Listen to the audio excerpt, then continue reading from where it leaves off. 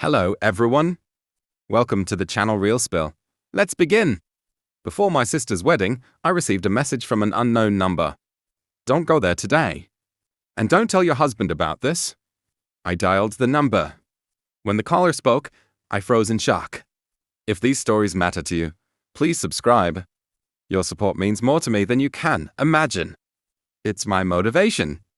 It's the reason I keep telling these stories. And write in the comments where you're watching from. Now let's begin. Emily Carter stepped out of a jewelry boutique on Seaside Avenue. In her hands, she held a small velvet box with a pearl necklace worth $2,000. A wedding gift for her younger sister, Lily. Emily was 42 years old. She was a successful architect who had designed several new hotels along the coast. Her firm, Carter Design, had become one of the most respected in Southern California. 8 years ago, she married Daniel Carter. From the outside, her life looked perfect. Daniel was handsome, patient, and devoted. He had left his consulting job to raise their 5-year-old daughter, Sophie, while Emily built her career. He cooked dinner every evening. He volunteered at Sophie's school. He sent Emily flowers every Friday. Tomorrow, her sister Lily would marry Michael Hayes at St. Andrew's Church by the ocean.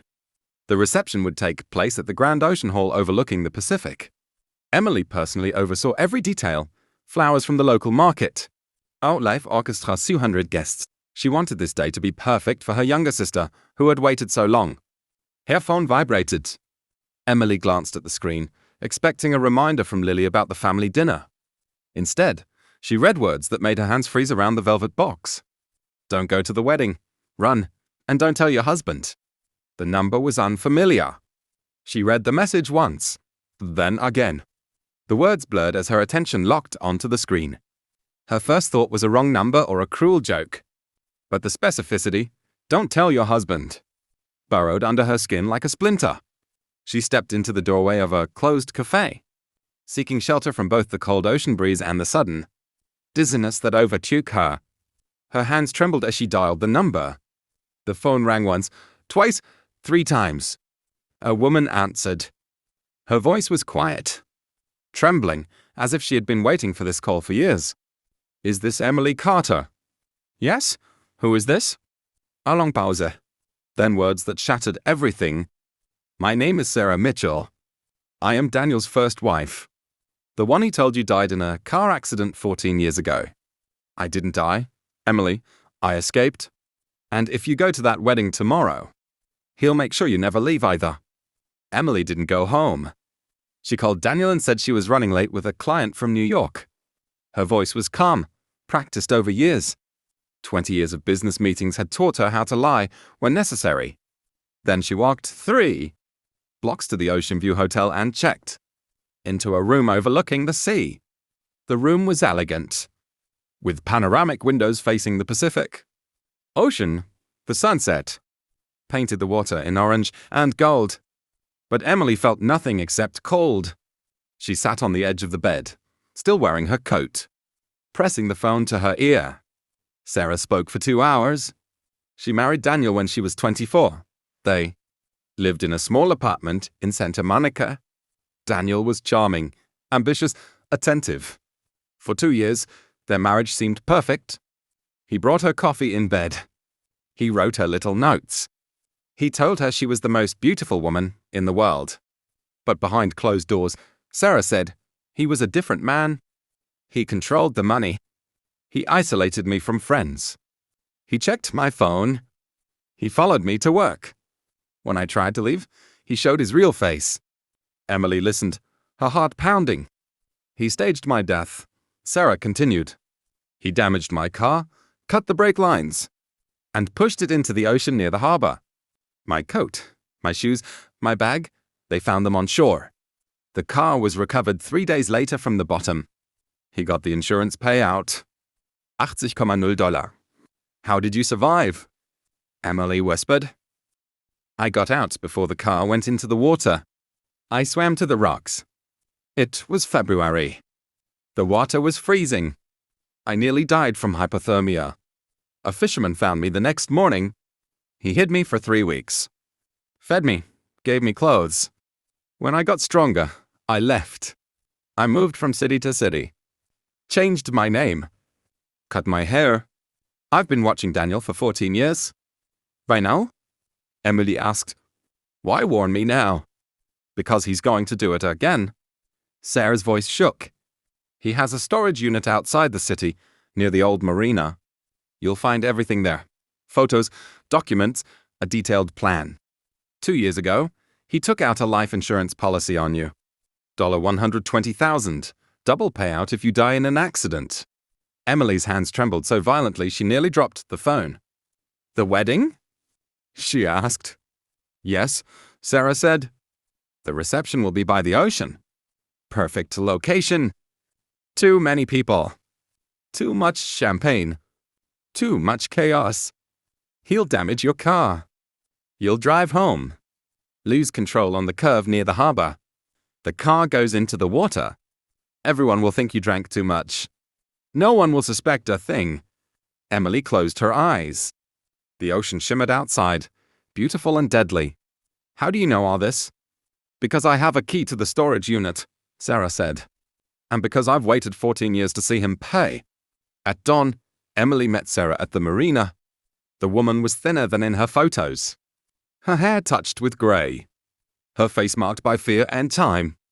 But her eyes were sharp. They embraced like survivors of the same war.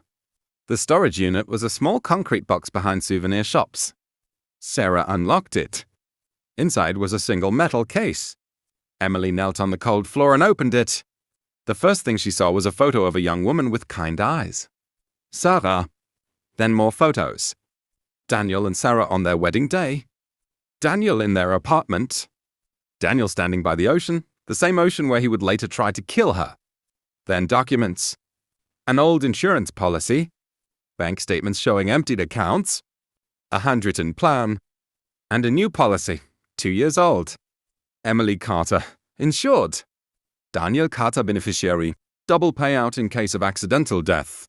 He's been planning this for 2 years, Emily whispered. There's more, Sarah said. At the bottom was a photo of a young man.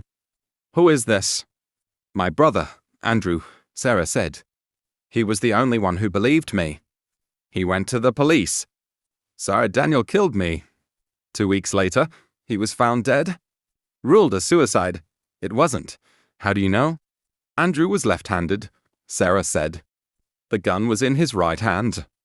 Emily's phone vibrated. A message from Daniel. Where are you? My love. Family dinner at 6 about E. Sophie wants to show you the drawing she made for the wedding. Emily looked at Sarah. I need to go back. I have to act normal. Sarah squeezed her hand. Don't show fear. That's what he feeds on. And Emily. Call Detective Peter Mason. He's the only one who believed me 14 years ago. He's been waiting for this day. Emily returned home at noon. She walked in with the velvet box in her hands, a warm smile frozen on her face. Daniel was in the kitchen, cooking lunch. Sophie sat at the table, coloring a picture. There you are, Daniel said, looking up and giving her that same warm, patient smile that had deceived her for 8 years. I was worried. I was shopping with Rachel, Emily said, naming her best friend. She lifted the velvet box. The pearls are beautiful. Lily will love them. Daniel walked over and kissed her on the forehead. You're the best sister anyone could ask for. Sophie, look, Mommy's home. Sophie ran to her, waving her drawing. Look, I made this for Aunt Lily's wedding. Emily knelt down and looked at the drawing. 2 figures in white dresses stood in front of a church. It's beautiful, sweetheart. She played her role perfectly. She ate lunch, helped Sophie with her dress for the wedding, called Lily to confirm final details. And all the while, Daniel watched her, looking for cracks. That evening, at the family dinner, Emily sat beside Daniel at the main table. The restaurant overlooked the ocean. Candles flickered on white tablecloths. Tomorrow, 200 guests would fill this place. But tonight, it was just family. Lily glowed in a simple white dress. Michael gave a toast about the union of 2 families. Daniel's hand rested on Emily's knee. His thumb traced slow circles. To anyone watching, they were the perfect couple. Emily excused herself to the restroom. Inside a stall, she called Detective Peter Mason. He answered on the first ring. Emily Carter. Yes, Sarah Mitchell told me to call you. Oh, Pause. She's alive. Yes, and I have proof. The storage unit, documents, photos, a written plan. Daniel is going to try to kill me tomorrow at my sister's wedding. I'll be there, Peter said. His voice was firm. Change nothing. Don't let him suspect anything. Echt normal. I'll handle the rest. He doesn't know you called. Good. Keep it that way. Go back to dinner. Smile. Laugh. Let him think his plan is working. I'll be at the wedding tomorrow with my team. When he makes his move, we'll be ready. The morning of the wedding was bright and clear. St. Andrew's Church stood white against the blue sky. Its bells rang across the town. Lily wore an ivory gown. Her veil danced in the ocean breeze. She had never looked more beautiful. Michael stood at the altar, his eyes shining with tears. Emily stood beside her sister as maid of honor, wearing a deep blue dress the color of the sea. She smiled, held Lily's hand, pretended everything was normal. But her eyes kept finding Daniel in the crowd. He sat in the third row beside his mother, Margaret Carter. Perfect suit. Perfect posture. Perfect husband. He caught her gaze and smiled. She smiled back. The ceremony was beautiful. Prayers echoed through the church.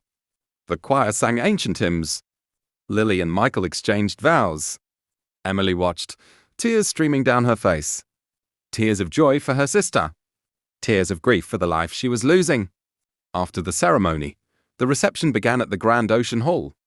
Panoramic windows overlooked the Pacific. Crystal chandeliers sparkled.